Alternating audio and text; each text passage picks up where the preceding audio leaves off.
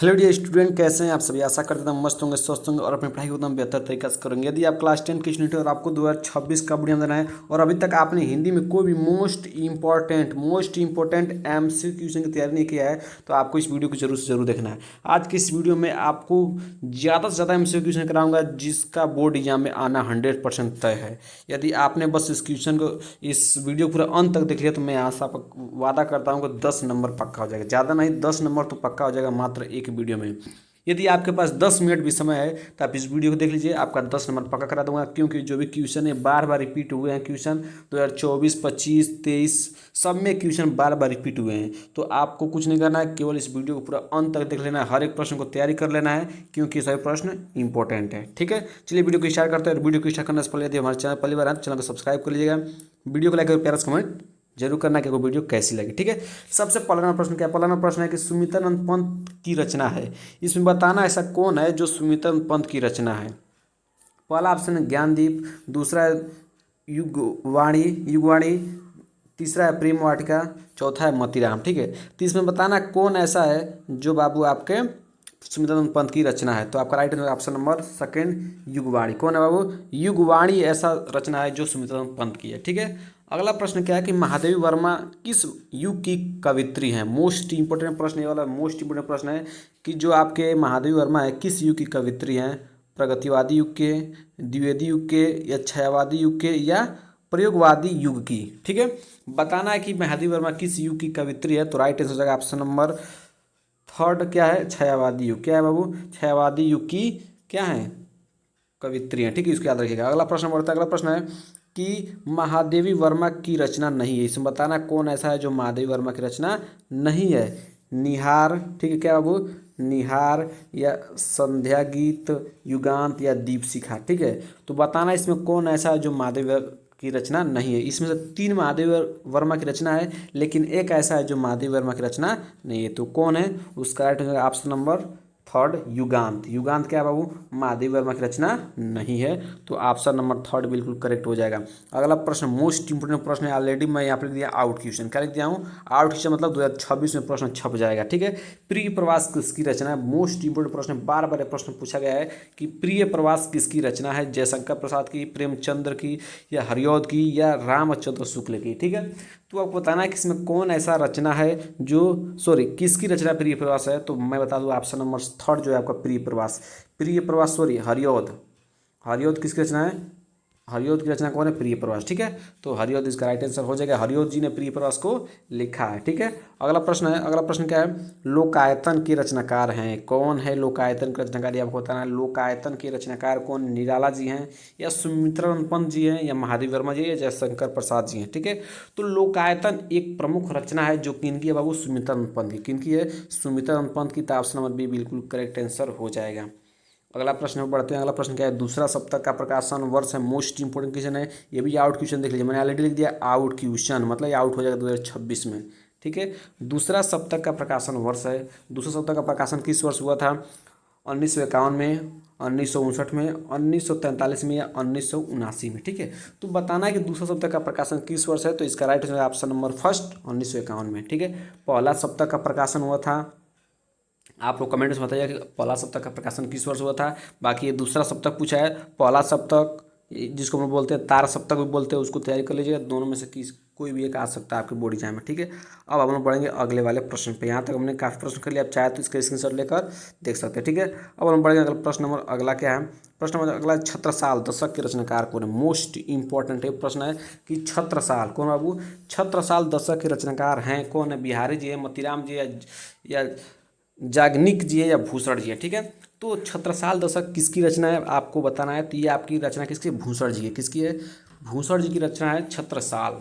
ठीक है, अगला प्रश्न है कि रामचंद्रिका के रचनाकार हैं। बताना आपको कौन ऐसा है जो रामचंद्रिका के रचनाकार हैं। बिहारी जी, या केशवदास जी, या भूषण जी, या मोतीराम जी। ठीक है, तो रामचंद्रिका के रचनाकार कौन है बाबू? भूषण, बिहारी, या केशवदास, या मोतीराम। तो केशवदास जी क्या हैं? केशवदास जी रामचंद्र के रचनाकार है। तो ये भी इंपॉर्टेंट प्रश्न बार बार पूछा गया है बोर्ड एग्जाम में। अगला प्रश्न क्या है? केशवदास किस काव्यधारा के कवि हैं? आपको बताना है कि केशवदास जी हैं, केशवदास किस काव्यधारा के कवि हैं? रीतिबद्ध, रीतिसिद्ध, या रीतिमुक्त, या प्रयोगवादी। तो आपका राइट आंसर आपको ऑलरेडी दिख गया होगा कि रीतिबद्ध। किसके बाबू? रीतिबद्ध के क्या हैं? ये काव्य धारा के कवि हैं। ठीक है, अगला प्रश्न क्या? अगला प्रश्न बढ़ते हैं। रीतिमुक्त काव्य धारा की रचना है, बताना इसमें कौन ऐसा है जो रीतिमुक्त काव्य धारा की रचना है। ठीक है, सुजान सागर, बिहारी सतसई या ललित ललाम या काव्य निर्माण। ठीक है, तो रीतिमुक्त काव्य धारा की रचना कौन है आपको बताना है। तो सुजान सागर। कौन है बाबू? सुजान सागर क्या है? रीति मुक्त काव्य धारा की एक रचना है। तो ऑप्शन नंबर फर्स्ट बिल्कुल क्या हो जाएगा? करेक्ट आंसर हो जाएगा। प्रश्न नंबर आगे बढ़ते हैं हम लोग। प्रश्न नंबर अगला क्या है? आधुनिक काल का समय अवधि। ये मोस्ट इंपोर्टेंट प्रश्न। ये भी देखिए मैंने ऑलरेडी लिख दिया, आउट क्वेश्चन लिख दिया। आउट क्वेश्चन लिख दिया ना, 2026 में आउट हो जाएगा कि आधुनिक काल का समय अवधि है 1850 से 1900 ईस्वी, 1843 से अब तक, या 1919 से 1938, या 1900 से 1920 तक। ठीक है, तो बताना है कि आधुनिक काल का समय अवधि क्या है। तो इसका राइट ऑप्शन नंबर सेकेंड, 1843 से अब तक क्या है? आधुनिक काल ही चल रहा है। ठीक है, तो इसको आपको जरूर जरूर क्या करना। अगला प्रश्न क्या है कि साकेत। क्या बाबू? साकेत। साकेत महाकाव्य की रचना किसकी है? ठीक ना, साकेत महाकाव्य की रचना किसकी है? बताना रचना किसकी है साकेत?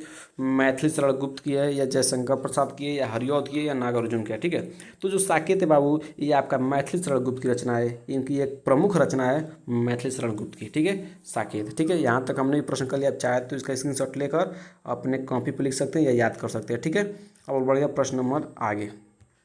अगला प्रश्न, कृति कंकाल के लेखक कौन है? बताना है कि जो कृति कंकाल है, मतलब कंकाल के कंकाल किसकी रचना है, ये आपसे पूछ रहा है। जयशंकर प्रसाद की है, या मुंशी प्रेमचंद्र की है, जय कुमार वर्मा की है, राजकुमार वर्मा की है, या मैथिली शरण गुप्त की है। ठीक है, तो कृति जो है, जो कृति कंकाल है, ये आपका किसकी रचना है बाबू? किसकी रचना है? जयशंकर प्रसाद की। आपने पढ़ा होगा, ये तो आपको याद ही होगा। ठीक है, पंच परमेश्वर कहानी के लेखक कौन है? बताना पंच परमेश्वर कहानी के लेखक कौन है? रामचंद्र शुक्ल जी है, मुंशी प्रेमचंद्र जी है, यशपाल जी है, या राजेंद्र यादव हैं। ठीक है, तो बताना है कि पंच परमेश्वर कहानी के लेखक कौन है? तो आपके मुंशी प्रेमचंद्र जी। कौन है बाबू? मुंशी प्रेमचंद्र जी। तो ऑप्शन नंबर सेकंड बिल्कुल करेक्ट आंसर हो जाएगा। ठीक है, अब हम लोग बढ़ेंगे प्रश्न नंबर अगला। उपन्यास। उपन्यास कौन है? भूले बिसरे चित्र। भूले बिसरे चित्र के लेखक हैं। बताना है कि जो उपन्यास भूले बिसरे चित्र है, ये इसके लेखक कौन है? मुंशी प्रेमचंद्र जी, या भगवती चरण वर्मा जी हैं, या यशपाल जी हैं, या जयशंकर प्रसाद जी हैं। मोस्ट इंपोर्टेंट प्रश्न है कि भूले बिसरे चित्र जो एक उपन्यास है, इसके लेखक कौन है? तो इसके लेखक है भगवती चरण वर्मा। भगवती चरण वर्मा जी हैं। ऑप्शन नंबर सेकंड बिल्कुल करेक्ट आंसर हो जाएगा। अगले नंबर प्रश्न बढ़ते हैं। शेखर। ये भी मोस्ट वांटेड क्वेश्चन है कि शेखर एक जीवनी है। क्या है? एक जीवनी है। एक किस विधा की है? ठीक है, किस विधा की रचना है आपको बताना है। शेखर एक जीवनी किस विधा की रचना है? मोस्ट वाला प्रश्न, बार बार प्रश्न पूछा गया है। ठीक है, इसको तैयार कर लीजिएगा। शेखर एक जीवनी किस विधा की रचना है? जीवनी, आत्मकथा, या कहानी, या उपन्यास। ठीक है, तो इन चारों में से आपका करेक्ट आंसर क्या हो जाएगा? ऑप्शन नंबर फोर्थ, उपन्यास। क्या है बाबू?